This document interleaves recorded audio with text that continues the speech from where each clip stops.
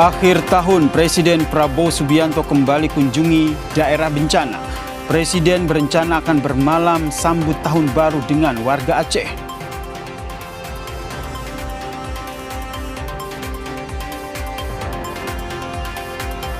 Kompolnas meminta Polri mengusut pelaku dan dalang pelaku teror terhadap aktivis dan influencer.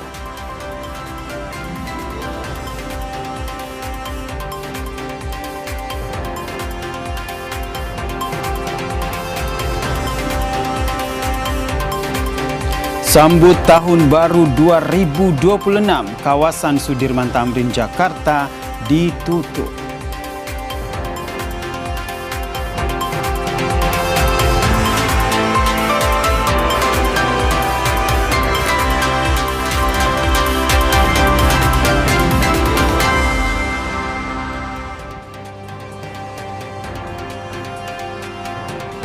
Halo, selamat sore saudara. Anda menyaksikan program berita Kompas Petang bersama saya, Cynthia Rompas. Dan saya Yasir Nene Amadi, Kompas TV, independen terpercaya saudara.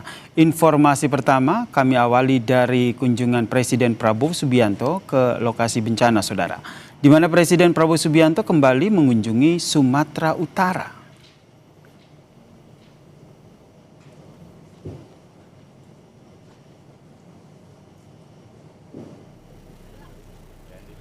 Lokasi pertama yang dikunjungi Presiden Prabowo Subianto adalah Jembatan Bailey di Sungai Garoga, Batang Toru, Tapanuli Selatan. Bersama dengan Menko Infrastruktur AHY, Seskap Teddy Indrawijaya dan juga Gubernur Sumatera Utara Bobi Nasution, Presiden Prabowo meninjau pembangunan Jembatan Bailey yang rusak akibat banjir. Presiden juga memeriksa sejumlah posko pengungsian, memastikan bantuan tepat sasaran. Memastikan proses penanganan terutama bantuan yang menghubungkan dua wilayah antara Tapanuli Tengah dan Tapanuli Selatan supaya dapat segera untuk pemulihan termasuk tahap rekonstruksi. Sekali lagi ini membuktikan komitmen Bapak Presiden untuk terus hadir memastikan penanganan bencana di 3 provinsi dapat berjalan dengan sebaik. Siap Bapak. Siap NTT. Siap. Flores. Di sela-sela kunjungan saudara, Presiden mengucapkan terima kasih kepada tim Kinen Polri yang merayakan Natal namun tidak bisa pulang bertemu dengan keluarga mereka karena sedang bertugas mencari korban bencana banjir dan juga longsor di Sumatera. Direncanakan saudara, Presiden Prabowo Subianto akan menyambut malam pergantian tahun bersama dengan masyarakat terdampak bencana. Siap Bapak. Siap NTT. Siap. Pak Presiden kan akan ke Aceh dan insya Allah akan malam tahun baru nanti di Aceh bersama dengan rakyat Aceh. Tidak secara spesifik tadi bicara mengenai kegiatan di Aceh, tapi kita mendengar bahwa beliau akan berencana ke Aceh. Lokasinya ya. Pak, mungkin Acehnya di sebelah kabupaten apa? Saya kalau tidak salah dengar benar meriah ya. Dan saudara, ini adalah Dusun Mentari, Desa Mandale, Kecamatan Kebayakan, Aceh Tengah saudara. Visual udara ini menunjukkan bagaimana permukiman warga yang rata dengan tanah. Selain itu, longsor dari tebing gunung menutup rumah-rumah warga, menyisakan lumpur, kayu gelondongan dan juga bebatuan. Sebulan pasca bencana, kondisi di Dusun Mentari masih memprihatinkan. Puluhan rumah rusak berat, sebagian bahkan hilang tertimbun material longsor. Warga yang selamat terpaksa meninggalkan kampung halaman demi keselamatan mereka. Kepala Dusun Lelabu meminta pemerintah mengambil langkah cepat demi keselamatan dan masa depan masyarakat desa setempat. Salah satunya Pak, yaitu pemerintah bertindak cepat. Ini khususan lebih umum ini, yaitu untuk dapat membuat yaitu pengaman kampung. Salah satunya yang dengan cara mungkin membuat kanal air secepatnya agar air bisa terkendali Contohnya di kampung ini, kampung induk ini kan airnya masih berserakan, bertebaran. Semalam pun kata warga masih ada yang pada lari kemari kan gitu kan. Nah, ini di dusun pun gitu Bang. Kalau malam ada yang tidur situ malam jam 3 kadang tidurin pohon pokok nangka sebagian.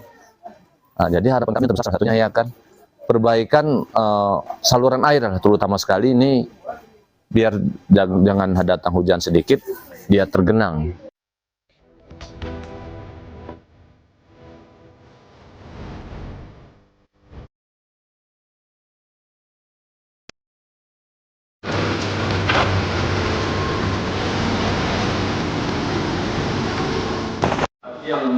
Rapat koordinasi Satgas Pemulihan Pasca Bencana di Aceh yang dilakukan pimpinan DPR dan jajaran menteri pada Selasa kemarin diwarnai kritik dari para kepala daerah.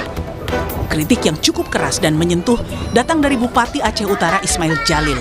Ia berani menyatakan bencana kali ini lebih parah dibandingkan bencana tsunami tahun 2004 silam. Bupati Ismail bahkan menilai wilayahnya seperti dianaktirikan oleh pemerintah pusat karena tidak viral, sehingga penanganannya lambat. Bagaimana kejadian yang sebenarnya tidak saya besar-besarkan. Maka saya bilang, bencana di Aceh Utara lebih daripada tsunami karena dari hulu sampai ke hilir. Rumah masyarakat semua hanyut. Merespons kritik para kepala daerah di Aceh, Wakil Ketua DPR Sufmi Dasko Ahmad menyatakan DPR membuka posko di Aceh sebagai komitmen untuk percepatan pemulihan pasca bencana. Selain itu, akan ada penempatan PIC Kementerian Lembaga untuk memudahkan koordinasi dengan pemerintah provinsi dan kabupaten kota yang terdampak bencana.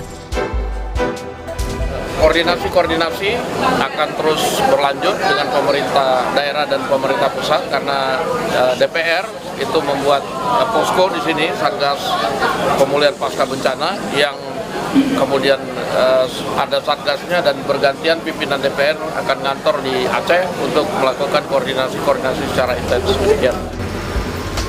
Rakor Satgas Pemulihan Pasca Bencana di Aceh ini menghasilkan 3 poin kesimpulan, yakni percepatan pemulihan bencana Aceh, penempatan person in charge atau penanggung jawab utama tiap lembaga di Aceh, serta memaksimalkan percepatan pemulihan terhadap daerah yang memerlukan atensi khusus. Mustajab, Kompas TV, Banda Aceh. Saudara Menteri Keuangan Purbaya Yudesa Dewa mengungkapkan pemerintah telah mencairkan dana darurat sebesar total 268 miliar rupiah kepada 3 provinsi dan 52 kabupaten kota terdampak bencana. Menkyu menambahkan BNPB telah mengajukan tambahan anggaran sebesar 1,4 triliun rupiah pada 18 Desember, termasuk 650 miliar rupiah untuk penanganan bencana di Sumatera. Dan hingga saat ini saudara, dana siap pakai yang masih tersedia mencapai 1,51 triliun rupiah. Pakai itu dialokasikan untuk 3 provinsi terdampak, cukup banyak.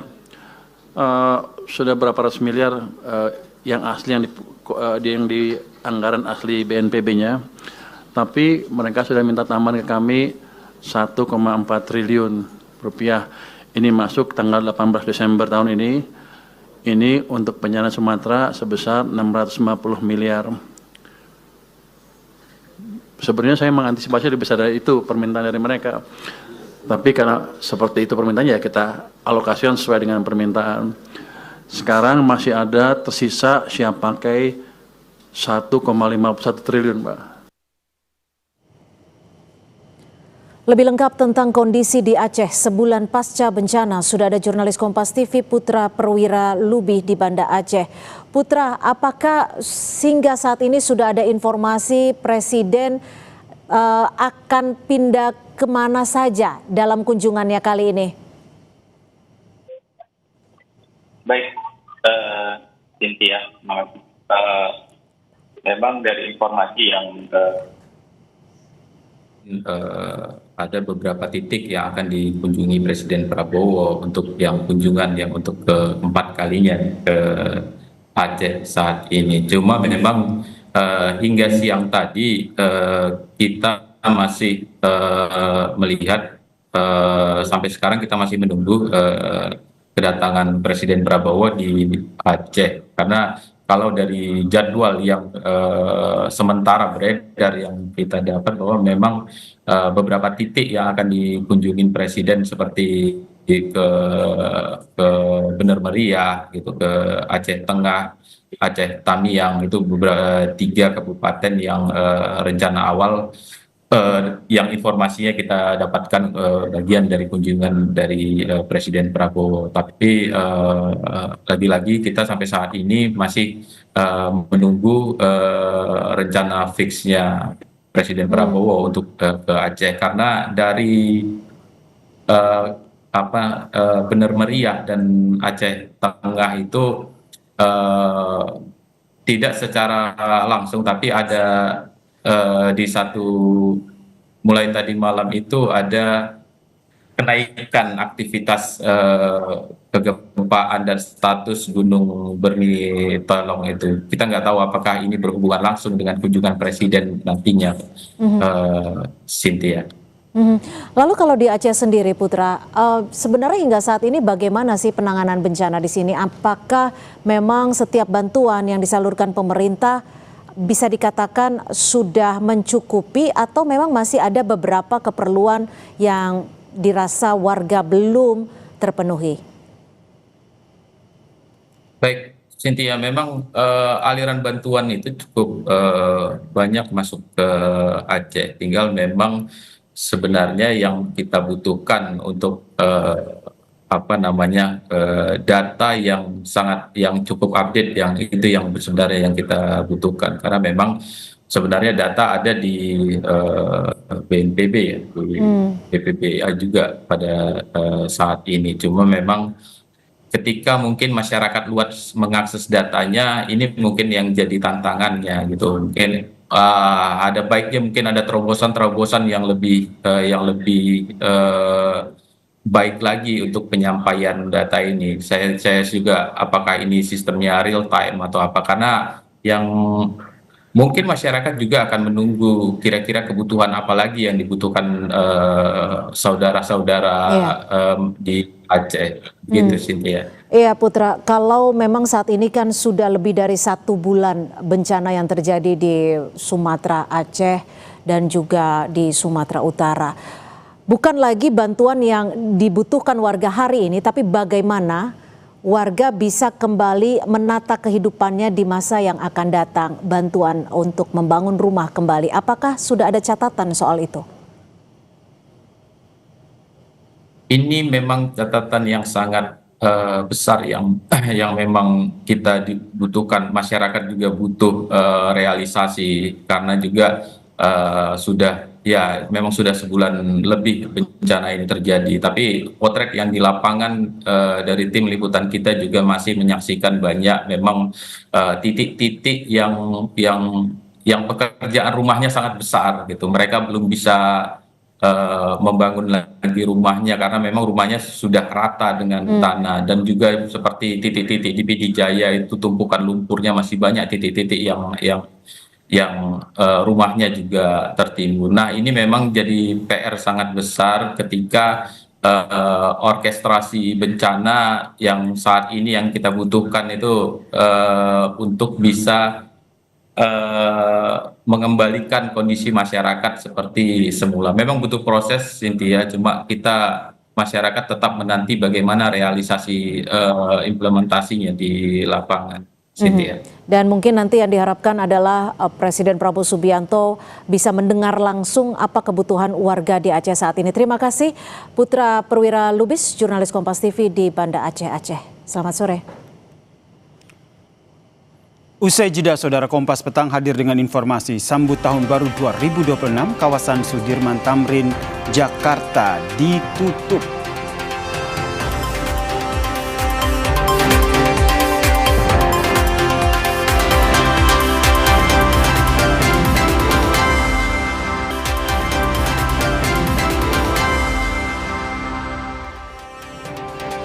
Terima kasih Anda masih bersama kami di Kompas Petang. Saudara, akibat pecah ban, sebuah truk kontainer mengalami kecelakaan tunggal di ruas tol Wiyoto Wiono Pulau Gadung, Jakarta Timur.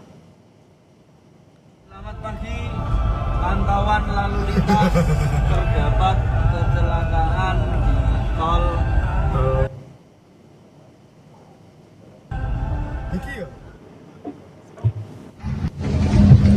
Dari video amatir yang terekam, pengendara pembatas jalan tol sampai terlepas setelah tertabrak truk yang mengalami kecelakaan tunggal. Pengemudi truk selamat meski bagian depan truk nyaris jatuh. Ban pecah ditambah kondisi jalan yang licin karena hujan membuat truk oleng dan pengemudi kehilangan kendali.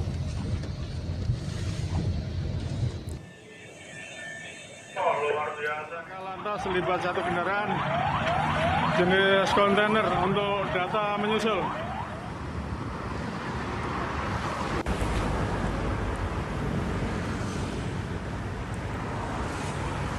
Meski tiang pembatas tol jatuh, tak ada laporan korban terluka akibat peristiwa ini. Hanya pengemudi truk yang mengalami luka ringan dan langsung dibawa ke rumah sakit. Truk kontainer dievakuasi petugas ke pos derek Pelumpang, di mana kasus kecelakaan ini kini ditangani petugas Satlantas Polres Metro Jakarta Timur.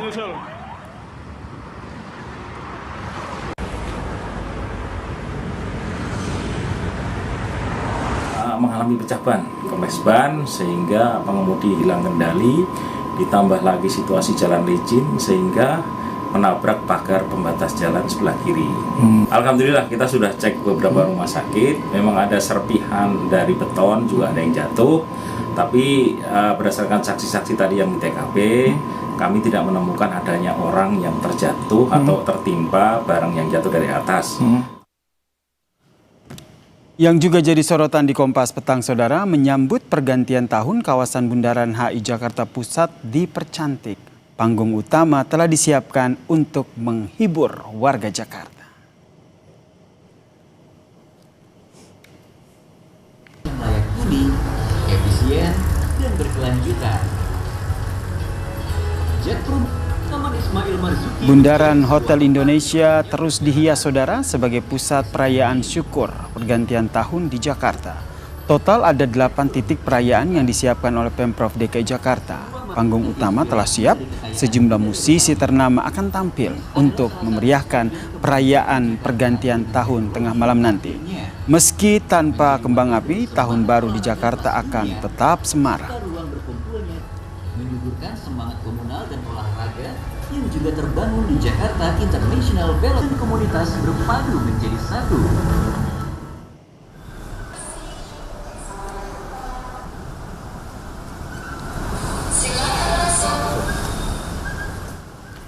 Pemerintah Provinsi DKI Jakarta pun menggratiskan transportasi publik seperti Transjakarta, MRT, dan juga LRT Jakarta saat perayaan Tahun Baru. Moda transportasi ini akan digratiskan selama 2 hari, yaitu mulai hari ini hingga esok hari 1 Januari 2026. Untuk memanfaatkan fasilitas ini, Saudara, penumpang tetap diwajibkan melakukan tap yang nantinya terpotong sebesar Rp1 saja.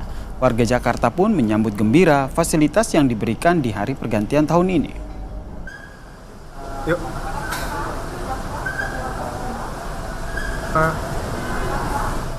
Gratisin semua kayak MRT, busway, LRT gitu kan. Jadi Rp1 buat ngerayain tahun baru. Oke, kan ini mau ke tim ya. Ada kegiatan apa di sana? Aku pengen ke museum yang planetarium itu aja sih, penasaran. Soalnya di sosmed kayak keren gitu. Boleh tuh tahun 2026 jadi gratis lagi. Ya, hari-hari apa tuh kayak? Hari nasional kayaknya seru deh. Ya. Buat liburan juga ya. Memastikan perayaan malam tahun baru berjalan aman, Polri pun terjunkan personil di sejumlah titik di berbagai wilayah. Kakor Baharkam Polri yang juga Kepala Operasi Pusat Operasi Lilin 2025 Irjen Mulia Hasudungan Ritonga menyatakan bahwa di seluruh Indonesia ada 300.000 lebih personel yang diterjunkan untuk mengamankan situasi pada malam pergantian tahun. Beberapa fokus titik keamanan diantaranya lokasi keramaian dan juga tempat-tempat ibadah.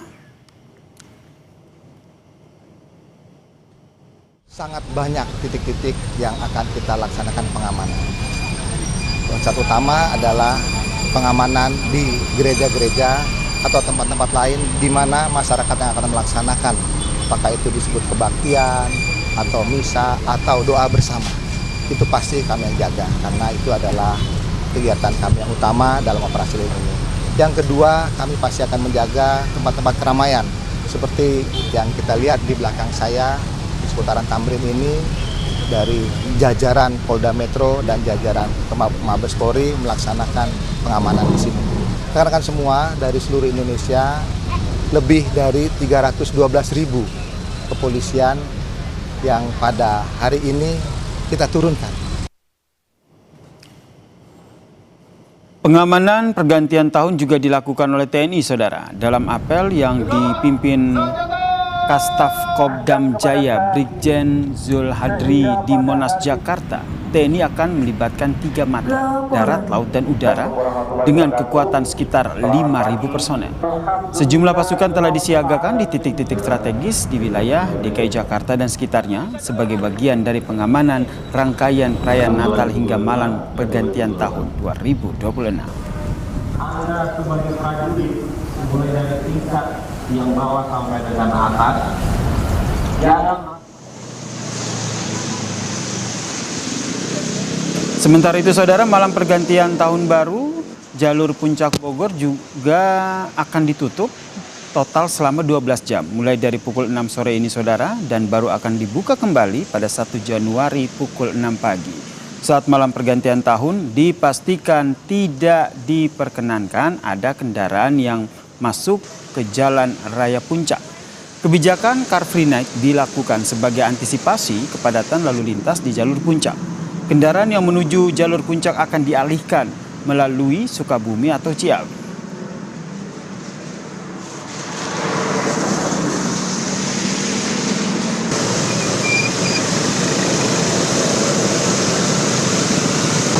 Apabila ada peningkatan gelombang kejut arus lalu lintas dari arah Jakarta menuju arah Puncak, kami dari Satuan Lalu Lintas Polres Bogor akan melaksanakan one way, baik itu memprioritaskan atau dari arah Jakarta menuju Puncak maupun sebaliknya.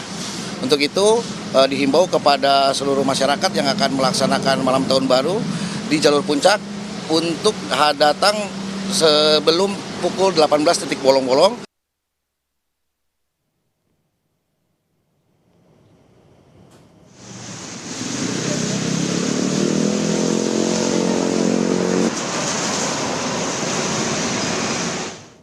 Saudara, informasi lainnya masih akan kami sajikan selepas jeda di Kompas Petang. Di antaranya tim SAR gabungan menambahkan personel untuk pencarian hari ke-6 terhadap pelatih Valencia B. Fernando Martin Carreras dan 2 anaknya di perairan Labuan Bajo, NTT.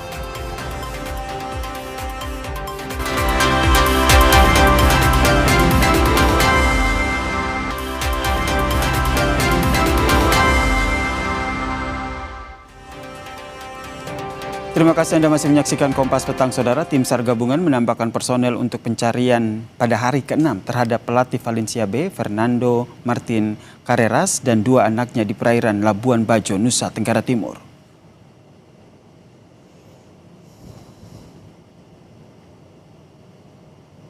Total personel gabungan yang dikerahkan untuk melakukan pencarian adalah 140 orang, saudara. Tim SAR mendapatkan tambahan bantuan peralatan berupa sistem sonar dari Polda Nusa Tenggara Timur. Area pencarian juga diperluas. Gubernur NTT yang meninjau lokasi pencarian bilang, pemerintah bersama dengan tim SAR gabungan akan berusaha semaksimal mungkin melakukan pencarian hingga hari ke-7.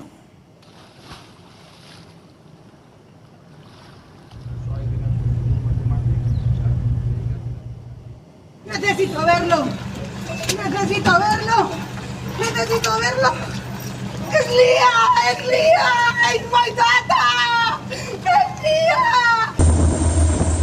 Selama 6 hari pencarian, saudara, tim SAR sudah berhasil menemukan 1 jenazah korban kapal tenggelam, saudara. Tim SAR pun memastikan 1 jenazah yang ditemukan di perairan Labuan Bajo ini merupakan anak perempuan dari pelatih tim Putri Valencia, yaitu Martin Fernando. Selain itu, saudara, Tim SAR juga sudah menemukan sejumlah serpihan kapal tenggelam di sejumlah titik di perairan Taman Nasional Komodo, Labuan Bajo, Nusa Tenggara Timur.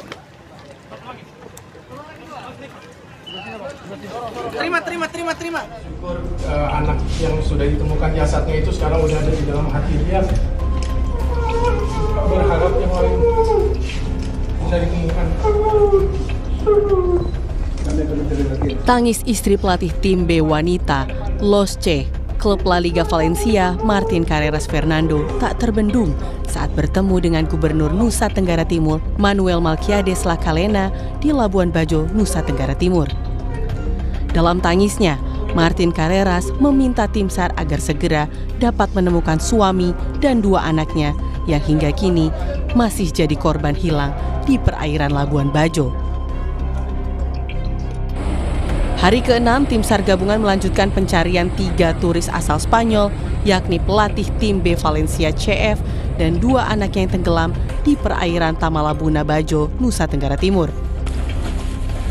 Untuk membantu upaya tim SAR, Polda Nusa Tenggara Timur menurunkan sistem sonar, drone bawah laut, dan seaboot di lokasi tenggelamnya kapal Putri Sakinah guna mendeteksi bangkai kapal di sana. Tim SAR juga mendapat dukungan 11 orang tim penyelam profesional dari luar negeri, ditambah penyelam dari Basarnas dan TNI Polri. Kapolda NTT pun menghimbau nelayan untuk segera menginformasikan ke tim SAR jika menemukan korban hilang dan serpihan kapal. Himbau apabila mereka menemukan entah itu barang-barang ataupun jenazah ataupun mayat, segera menginformasikan ke tim Basarnas. Selain membawa personil, kita juga membawa beberapa peralatan SAR yang dibutuhkan, diantaranya ada drone bawah air, kemudian underwater scooter, seaboat, dan yang penting juga nih sonar system. Jadi kita untuk mendeteksi barang-barang yang ada di bawah laut yang lebih dalam lagi. Kita harapkan dengan adanya bantuan alat-alat yang kita bawa ini bisa mempermudah SAR ya. Sejumlah alat telah dikerahkan untuk memaksimalkan pencarian, termasuk sonar, drone bawah air, dan drone thermal. Arus bawah laut dan cuaca buruk masih jadi kendala dalam pencarian 3 warga negara Spanyol yang masih hilang di perairan Labuan Bajo. Tim Liputan, Kompas TV. Kita ke sorotan lain, Saudara. Sebanyak 17 prajurit TNI dari Yonif Teritorial Pembangunan 834 Wakanga Mere yang menjadi terdakwa dalam kasus penganiayaan Prada Luki Namo hingga tewas menjalani sidang putusan. Terdakwa divonis hukuman penjara dan dipecat sebagai prajurit TNI. Sidang putusan tersebut berlangsung di Pengadilan Militer 315 Kupang, Nusa Tenggara Timur. Majelis Hakim memutuskan terdakwa berpangkat Tamtama dan Bintara dihukum 6 tahun penjara, sedangkan terdakwa berpangkat Perwira dihukum 9 tahun penjara. Mereka juga dipecat dari TNI.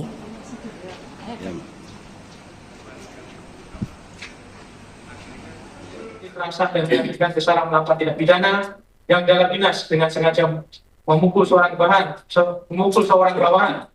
dan dengan cara lain menyakitinya, menyebabkan mati yang dilakukan secara bersama-sama. 2. Memidana terdakwa lain kali itu dengan terdakwa 1. Pidana pokok penjara selama 6 tahun. Tetapkan selama terdakwa berada dalam tahanan sementara dikurangkan seluruhnya dari pidana yang dijatuhkan. Pidana tambahan dipecat dari dinas pendidikan. Sorotan lain, Saudara, polisi menemukan fakta baru dalam kasus kematian satu keluarga di Situbondo, Jawa Timur. Korban yang terdiri dari ayah, ibu, dan juga anak ini diduga dibunuh pada Minggu dini hari. Dari hasil olah tempat kejadian perkara, polisi tidak menemukan tanda-tanda kerusakan pada pintu maupun jendela rumah. Selain itu, tidak ada barang berharga milik korban yang hilang. Polres Situbondo menduga waktu kematian sekitar dini hari hingga subuh. Kepala ibu di barat. Estimasi kejadian itu atau meninggalnya korban terjadi sekitar Minggu dini hari. Ditemukan atau orang pertama yang menemukan itu jam 7, yaitu ayah korban yang bertepatan tinggal di sebelah TKP. Kemudian hasil dari keterangan pihak medis bahwa diduga waktu kematian ini antara jam 1 sampai jam 5 dini hari atau subuh. Nekat menerobos palang perlintasan kereta, sebuah taksi listrik tertabrak kereta komuter lain di perlintasan Jalan Industri Sawah Besar, Jakarta Pusat. Pengemudi taksi nekat menerobos palang pintu hingga akhirnya tertabrak kereta komuter lain dari arah Kemayoran menuju Kampung Bandan. Selain sempat terpental, kerasnya benturan mengakibatkan bagian depan taksi ringsek. Akibat kejadian ini, sopir taksi mengalami luka ringan.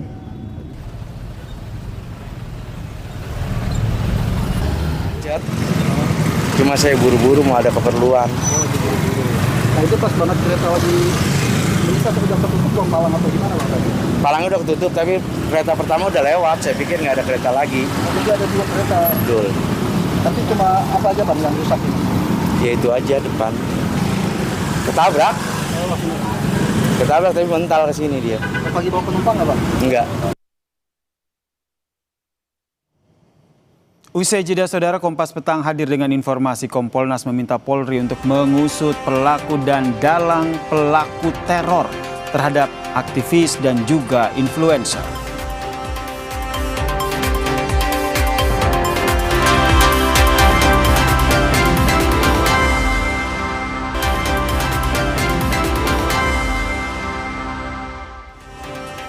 Saudara, influencer Shirley Annavita mendapat teror usai menyuarakan pandangannya soal penanganan bencana di Aceh.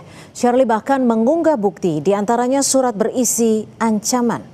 Shirley baru keluar dari tempat tinggal dan Shirley mendapati ini di depan ada 1 kantong telur yang sudah dilemparkan dan kertas kayak gini. Shirley belum buka ini isinya apa.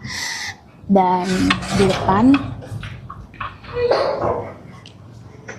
ternyata mobilnya juga dicoret atau dipiloks warna merah begini, dan di samping juga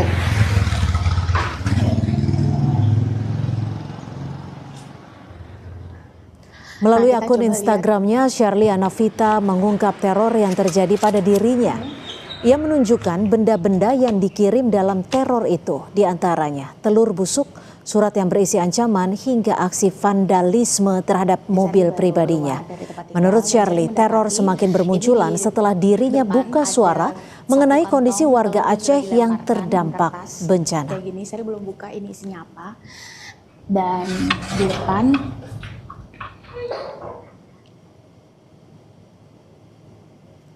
dalam salah satu unggahannya, Shirley menuliskan, teror-teror ini terasa sekali setelah Shirley yang memang berasal dari Aceh ikut memberikan pandangan di beberapa acara TV terkait bencana di Sumatera. Influencer lainnya, Ramon Doni Adam alias DJ Doni, juga mendapatkan teror.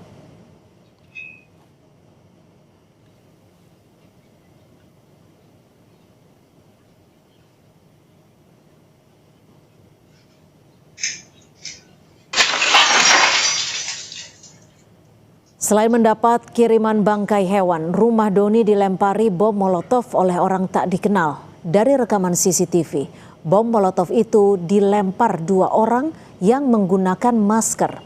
Saat kejadian, bom molotov itu mengenai kap mobilnya, namun api mati sebelum menyebar. Doni telah melaporkan peristiwa ini ke Polda Metro Jaya.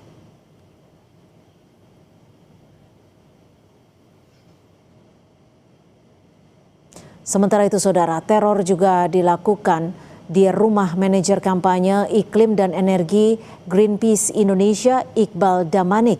Iqbal mendapat kiriman bangkai ayam pada Selasa 30 Desember 2025. Greenpeace menilai sulit untuk mengaitkan kiriman bangkai ayam ini dengan upaya pembungkaman terhadap orang-orang yang gencar menyampaikan kritik atas situasi Indonesia saat ini. Kepala Greenpeace Indonesia, Leonard Simanjuntak, menduga kiriman ini sebagai bentuk teror terhadap kerja-kerja Iqbal Damanik sebagai pengkampanye Greenpeace. Terutama belakangan banyak mengkritik pemerintah ihwal penanganan bencana Sumatera. Kepada rekan kami Iqbal Damanik dari Greenpeace Indonesia, merupakan ancaman yang serius kepada kebebasan sipil, kebebasan berekspresi, dan demokrasi kita.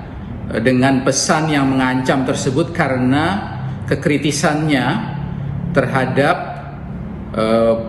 upaya-upaya penanganan bencana di Sumatera yang dipandangnya dan kami pandang tidak maksimal dan seharusnya lebih baik, seharusnya lebih cepat. Atas teror yang terjadi pada sejumlah influencer, konten kreator, hingga aktivis, Komisioner Kompolnas Muhammad Khairul Anam mengecam tindakan itu. Anam meminta kepolisian mengusut dan mengungkap pelaku hingga dalang teror. Ia juga menjelaskan ekspresi yang disampaikan kreator merupakan pendapat yang dijamin undang-undang untuk berpendapat, sehingga bagi orang yang tidak setuju hendak melakukannya juga dengan ekspresi, bukan dengan teror. Kita menyayangkan fakta terjadi teror yang dialami oleh para aktivis maupun influencer. Ya, apapun motivasi, apapun bentuk dan tujuan dari teror tersebut, itu merugikan kita semua. Apa yang mereka lakukan itu bagian dari hak yang dilindungi oleh konstitusi kita, dilindungi oleh undang-undang kita, dilindungi oleh prinsip-prinsip hak asasi manusia. Oleh karenanya penting ya kepolisian untuk mengungkap siapa pelaku di balik aksi teror ini dan siapa di balik dalang ini. Usai jeda saudara, Kompas Petang hadir dengan informasi sambut tahun baru 2026, kawasan Sudirman Tamrin Jakarta ditutup. Laporan langsungnya akan kami hadirkan untuk Anda hanya di Kompas Petang.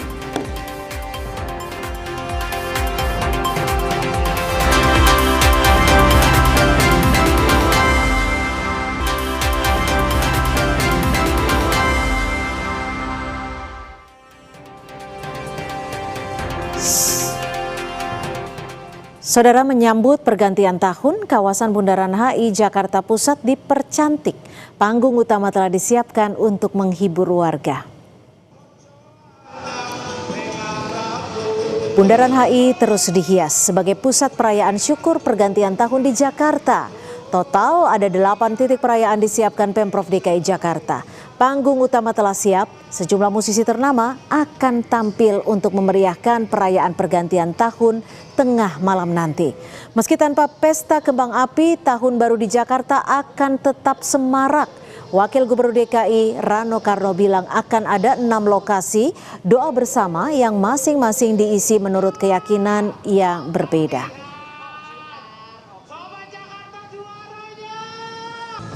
Ada 6 tempat, ya tiap titik dipimpin oleh masing-masing.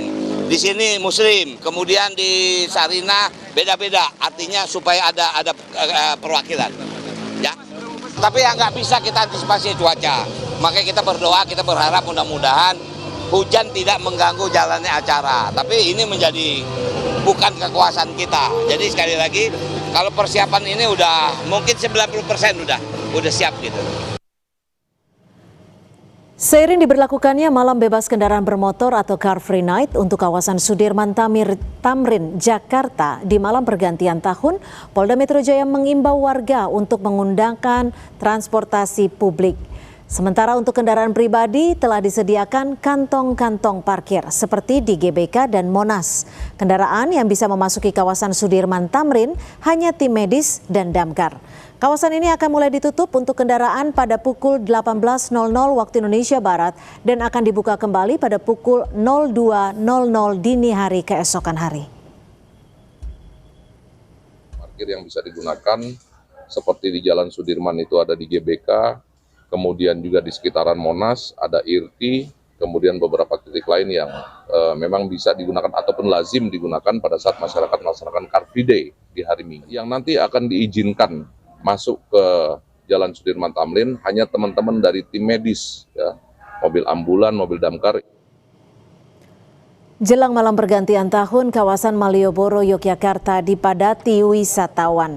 Polda DIY melarang pesta kembang api di malam pergantian tahun. Peningkatan arus lalu lintas yang masuk kawasan Malioboro juga sudah terlihat. Polisi dikerahkan untuk mengatur arus lalu lintas di sepanjang kawasan Malioboro. Polda DIY telah mengeluarkan larangan pesta kembang api di malam pergantian tahun.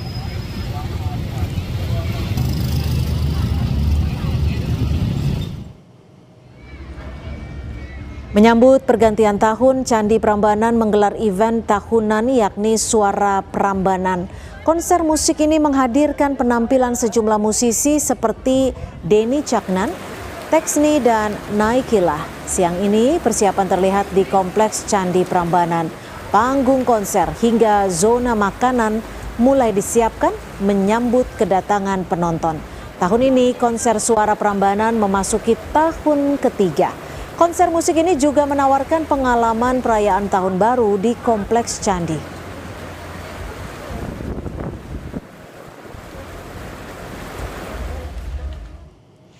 Salah satu pusat perayaan pergantian tahun di Denpasar, Bali dihelat di objek wisata Garuda Wisnu Kencana. Menurut prediksi pihak pengelola, malam ini GWK akan dipadati 8.000 pengunjung.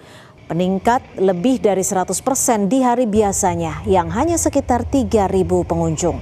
Musik dan pertunjukan laser menjadi pilihan dalam semarak GWK Bali Countdown. Demi kelancaran, pihak pengelola akan mengerahkan 300 personel petugas keamanan.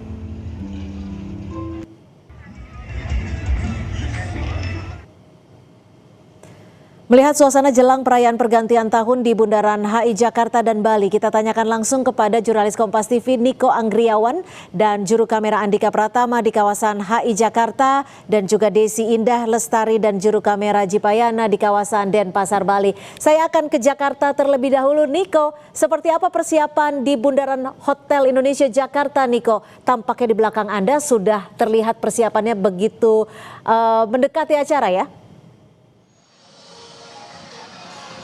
Ya, suasana di Bundaran HI sore hari ini, Cynthia dan juga saudara, ini tampak menggelegar dari suara-suara di panggung yang sudah disediakan oleh Pemprov DKI Jakarta untuk nantinya menyambut Tahun Baru 2026. Kalau misalnya kita bisa tunjukkan situasi terkini, Cynthia dan juga saudara, yang ditunjukkan langsung oleh juru kamera Kompas TV Andika Pratama, berbagai macam persiapan masih terus dilakukan, terutama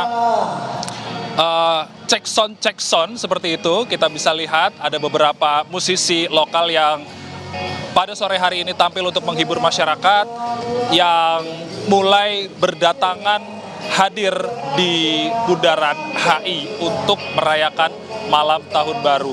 Tentunya kalau misalnya kita bisa lihat, Cynthia dan juga saudara, situasi terkini terkait dengan arus lalu lintas ini di Bundaran HI masih belum dilakukan penutupan. Tentunya kalau nanti Pemprov DKI Jakarta ini akan melakukan penutupan jalan arteri termasuk di kawasan Sudirman Tamrin untuk nantinya diadakan perayaan malam Tahun Baru ini nanti pada pukul 18 waktu Indonesia Barat.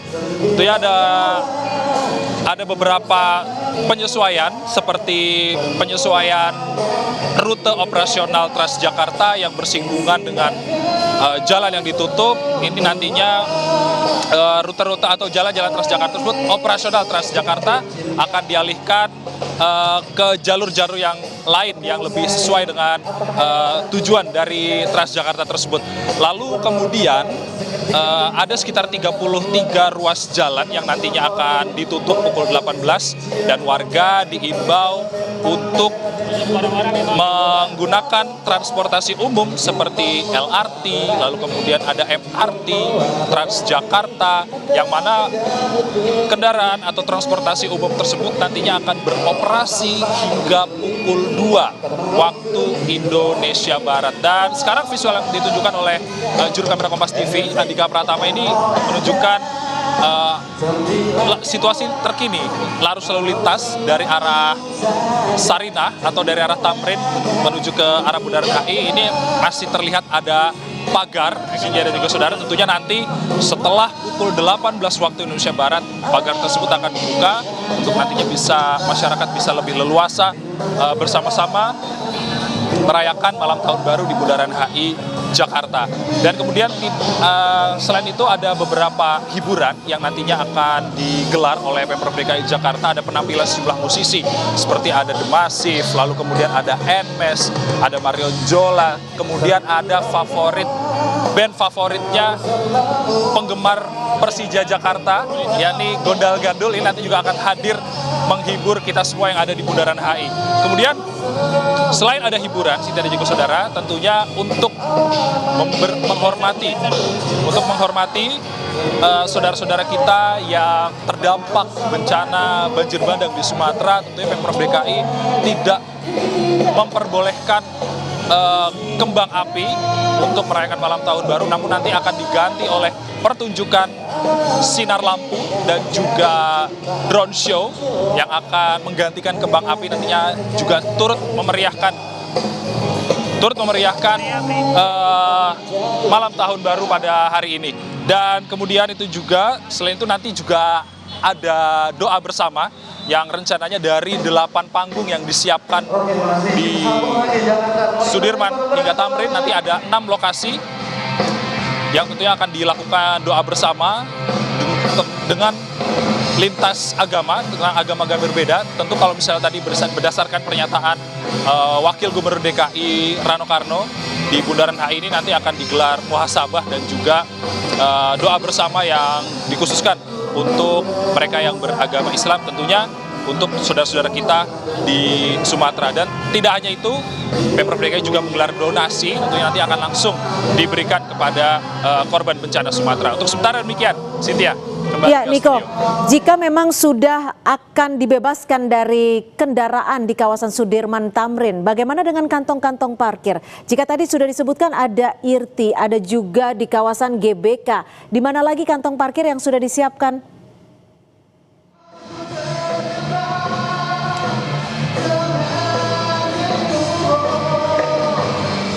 Niko.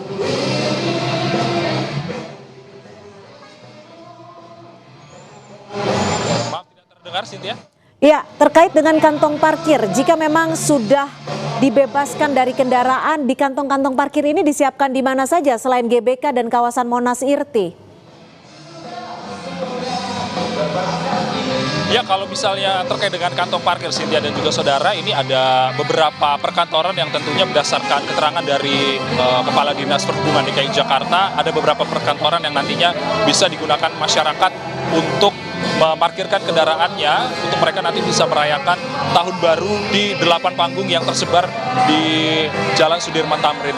Dan kalau dikhususkan di Bundaran HI ini tidak ada kantong parkir, tentunya masyarakat tetap diimbau, Cynthia dan juga saudara, menggunakan transportasi umum untuk bisa masuk ke dalam venue atau arena yang nantinya bisa digunakan bersama-sama untuk merayakan malam tahun baru. Seperti di belakang saya ini panggung Bundaran HI, tentunya panggung Bundaran HI ini tidak jauh dari stasiun MRT Bundaran HI. Tentunya masyarakat diharapkan bisa mengoptimalisasikan penggunaan transportasi umum untuk akses ke panggung-panggung yang nantinya bisa disediakan oleh Pemprov DKI Jakarta, Cynthia. Ya, Niko, kalau penutupan ini kan akan sesaat lagi ya, sekitar 1 jam lagi mulai ditutup. Penutupannya akan dilakukan di titik mana awal mulanya nanti, Niko? Ya, dari 33 ruas jalan, Cynthia dan juga saudara, tentunya penutupan skema jalan ini tidak jauh berbeda seperti penutupan seperti Car Free Day. Ini nantinya akan dimulai dari Bundaran Senayan. Itu nanti arus lalu lintas akan dialihkan, kemudian jalan dari Sudirman Tamrin ini akan kosong. Kemudian kalau misalnya dari arah Tamrin sendiri, nanti di kawasan Bundaran Monas sebelum, tepatnya di kawasan Patung Kuda ini nanti akan dilakukan akan dilakukan penutupan di kawasan Patung Kuda. Tentunya masyarakat yang ingin melewati kawasan Sudirman Tamrin diimbau kalau misalnya lebih dari jam 18.00 lebih baik melewati akses jalur yang lain untuk menghindari kepadatan. Tentunya nanti jam 18 waktu Indonesia Barat tentunya masyarakat dari berbagai daerah dan juga saudara tentunya akan masuk ke kawasan Sudirman Tamrin dan juga mulai memadati 8 panggung yang nantinya akan ada, dan tentunya untuk menghindari kepadatan dan juga antrian kendaraan lebih baik menghindari kawasan tersebut apabila Anda ingin melewati jalan kawasan di Jakarta untuk malam tahun baru ini. Cynthia. Baik, dari Bundaran HI kita bergeser ke Denpasar, Bali di kawasan GWK. Sudah ada Desi Indah. Desi, bagaimana persiapan di GWK? Kalau biasanya di tahun-tahun sebelumnya ini menjadi salah satu pusat countdown pergantian tahun. Seperti apa persiapan malam ini di sana? Ya, selamat malam Cynthia dan juga saudara. Kami ini sedang berada di kawasan GWK Badung, Bali, Cynthia. Jadi ini adalah kawasan Badung, merupakan tempat wisata dari tahun ke tahun. Di tempat ini memang terjadi lonjakan untuk countdown. Untuk hari-hari biasa, jika pengunjungnya hanya 3.000 orang dan awal di Nataru kemarin itu sampai 5.000 orang maksud kami untuk pengunjungnya, dan untuk saat ini akan ada 8.000 orang yang akan mengikuti countdown malam pergantian tahun dari 2025 hingga ke 2026. Nah, saya akan tunjukkan kepada Anda saudara, ini persiapan sudah dilakukan sejak kemarin dari pihak GWK. Jadi dari check sound hingga tenan-tenan yang ada di sini. Dan juga di sini juga ada persiapan tidak hanya konser musik, tapi ada juga parade budaya yang disediakan oleh pihak GWK. Dan ini saya akan tunjukkan semakin sore saudara, itu akan semakin ramai pengunjung yang datang. Jadi ada dari akses pintu masuk hingga juga ada kalau yang mau menikmati snack-snack kecil yang ada di kawasan konser, itu juga disediakan oleh pihak manajemen. Tidak hanya itu, untuk saat ini keamanan tentu sangat dijamin oleh pihak pengelola, di mana keamanan ini akan dijaga 300 personil petugas keamanan dari Polda Bali akan menjaga untuk kondisivitas keamanan saat malam pergantian tahun. Dan ada yang unik nih, adanya pelarangan kembang api secara nasional membuat pihak GWK mengadakan laser musik show pada countdown nanti di tepat di jam 00 Wita. Cynthia. Iya Desi, lalu seperti apa nanti siapa saja yang akan tampil pada malam hari ini, dan apakah setiap warga ataupun pengunjung bisa langsung masuk atau bisa langsung masuk atau gimana nih?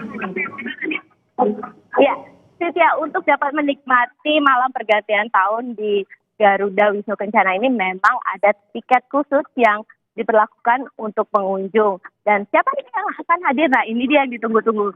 Untuk saat ini di tahun 2025 ke 2026 ini akan ada beberapa musik lokal, yaitu seperti Lolo Tendepen, Navikula, Agung Kerto, terus ada juga ini yang band nasional yaitu Malik The Essential akan mengisi malam pergantian tahun di kawasan Garuda Wisnu Kencana ini. Dan yang menjadi menarik adalah kita akan menonton konser dengan megahnya dan elegannya patung Garuda Wisnu Kencana.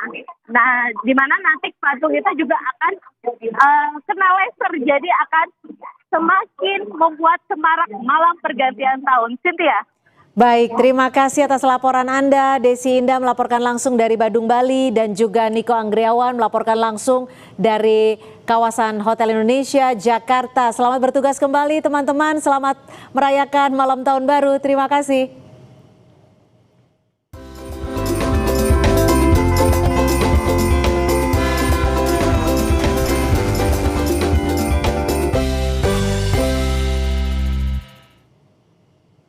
Saudara, informasi lainnya masih akan kami sajikan selepas jeda. Jelang pergantian malam tahun baru, stasiun Rangkas Bitung dipadati penumpang, baik dari pintu keluar dari arah Tanah Abang maupun pintu masuk.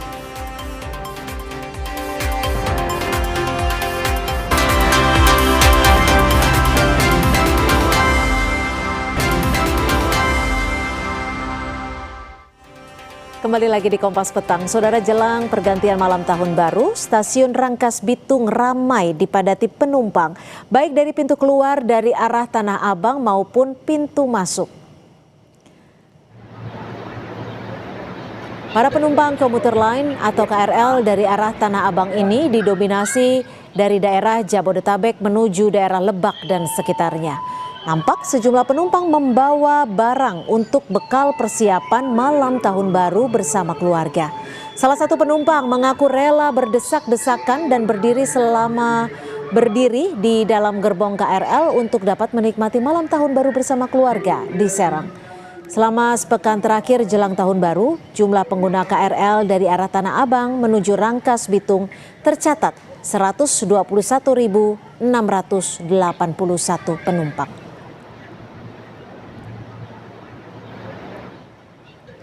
Malam pergantian tahun baru, jalur Puncak Bogor, Jawa Barat akan ditutup total selama 12 jam mulai dari pukul 6 sore ini dan baru akan dibuka kembali pada esok hari atau 1 Januari pukul 6 pagi. Saat malam pergantian tahun dipastikan tidak diperkenankan ada kendaraan yang masuk di Jalan Raya Puncak. Kebijakan Car Free Night dilakukan sebagai antisipasi kepadatan lalu lintas di jalur Puncak. Kendaraan yang menuju jalur Puncak akan dialihkan melalui Sukabumi atau Ciawi.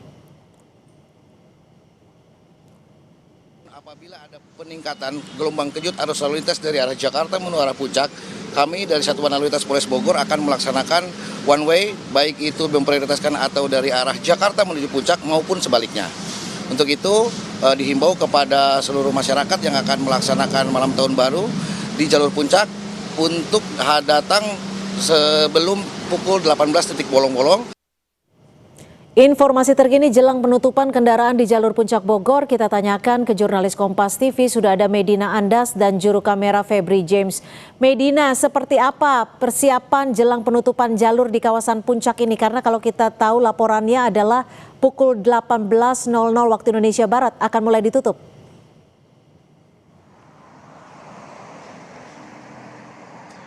Ya, betul sekali. Untuk situasi di Simpang Gadok, Kabupaten Bogor, Jawa Barat, tepatnya di depan Polres Bogor tempat saya melaporkan saat ini, memang terpantau relatif sepi, belum terlihat adanya lonjakan kendaraan maupun kemacetan ataupun kepadatan, dan juga belum terlihat adanya penumpukan yang ekstrim di persimpangan.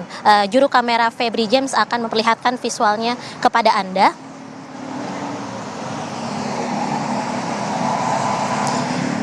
Jadi memang dari tadi untuk saya melihat kendaraan yang melintas ini memang didominasi oleh plat B.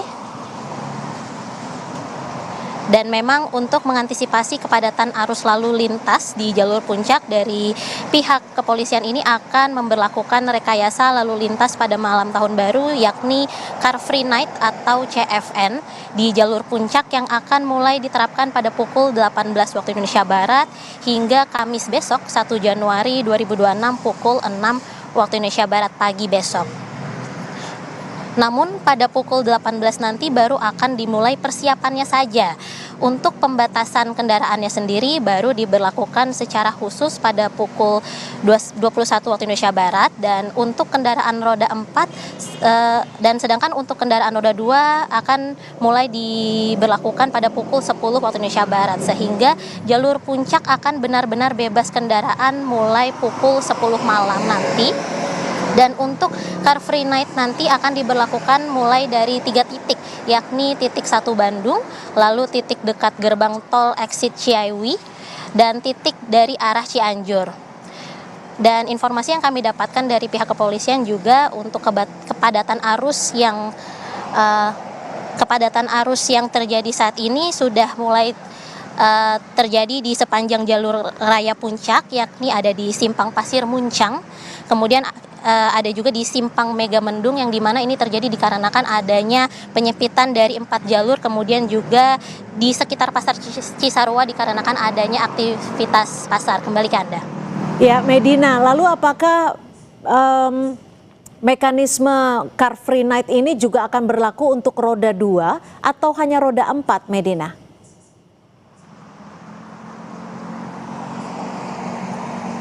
Ya, betul sekali. Untuk roda 4 nanti akan mulai dibatasi pada sekitar pukul 9 waktu Indonesia Barat nanti malam, dan untuk kendaraan roda 2 akan mulai dibatasi pada sekitar pukul 10 waktu Indonesia Barat nanti malam. Baik, terima kasih Medina Andas melaporkan langsung dari kawasan Gadok Puncak, Bogor, Jawa Barat. Saudara, kita ke informasi lainnya. Polda Sumatera Utara ikut berperan aktif dalam proses percepatan pemulihan daerah terdampak bencana alam yang tersebar di 5 kabupaten kota. Pembangunan hunian sementara dan hunian tetap jadi salah satu prioritas utama Polda Sumatera Utara.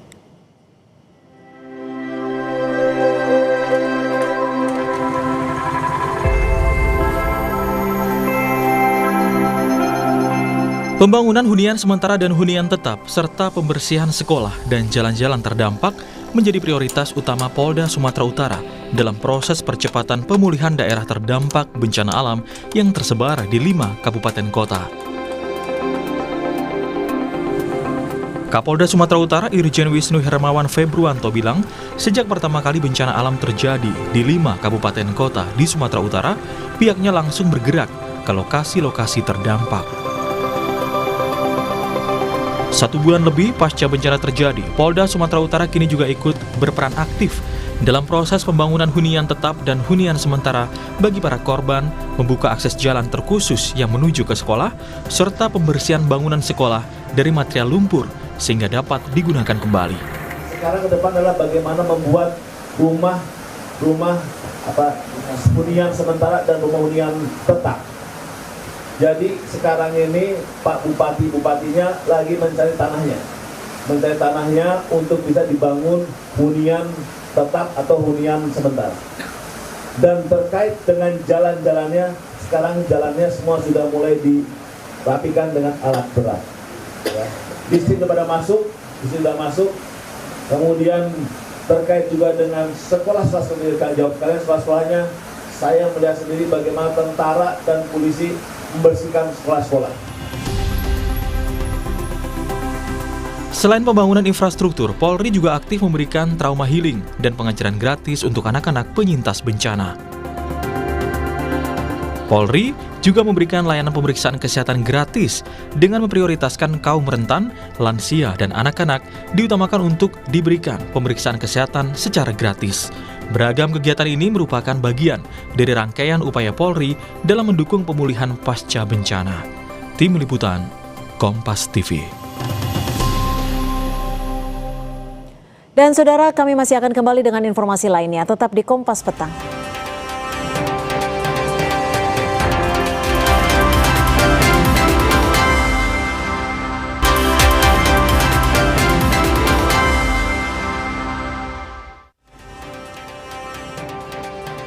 Saudara, Presiden Prabowo Subianto kembali mengunjungi Sumatera Utara.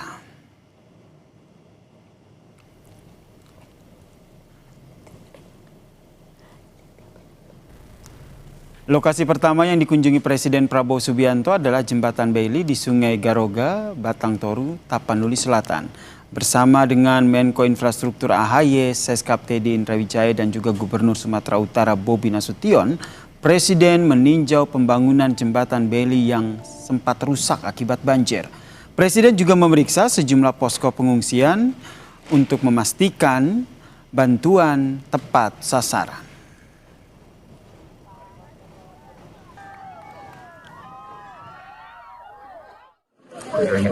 Memastikan proses penanganan terutama bantar yang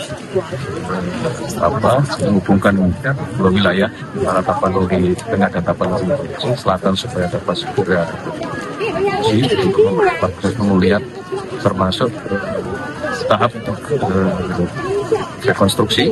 Sekali lagi Ini membuktikan komitmen Bapak Presiden untuk terus hadir memastikan penanganan bencana di 3 provinsi dapat berjalan dengan sebaik.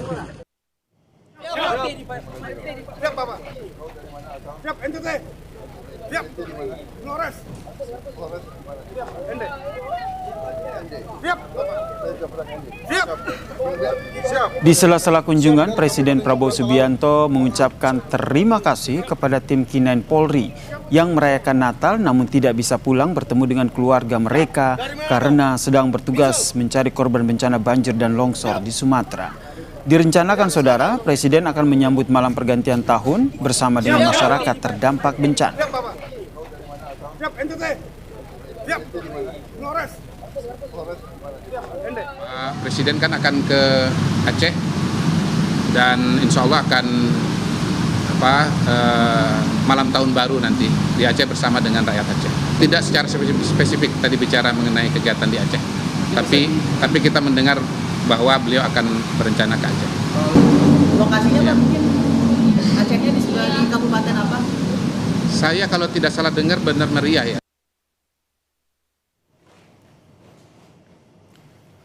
Dan saudara, visual udara ini adalah kondisi Dusun Mentari di Desa Mandale, Kecamatan Kebayakan, Aceh Tengah, saudara. Nampak permukiman warga yang rata dengan tanah. Selain itu, longsor dari tebing gunung menutupi rumah-rumah warga, menyisakan lumpur, kayu gelondongan, dan juga bebatuan.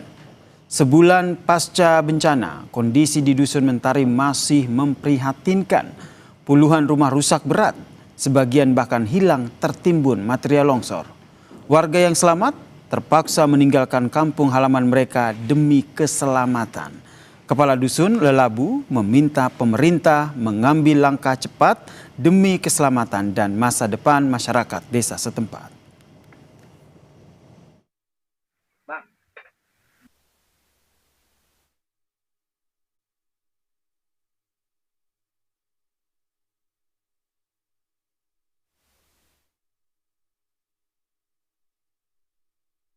Salah satunya Pak, yaitu pemerintah bertindak cepat. Ini khususan lebih umum ini, yaitu untuk dapat membuat yaitu pengaman kampung. Salah satunya yang dengan cara mungkin membuat kanal air secepatnya agar air bisa terkendali. Contohnya di kampung ini, Kampung Induk ini kan airnya masih berserakan, bertebaran. Semalam pun kata warga masih ada yang pada lari kemari kan gitu kan. Ini di dusun pun gitu Bang. Kalau malam tuh ada yang tidur situ, malam-malam jam 3 kadang tidurin pohon pokok nangka sebagian.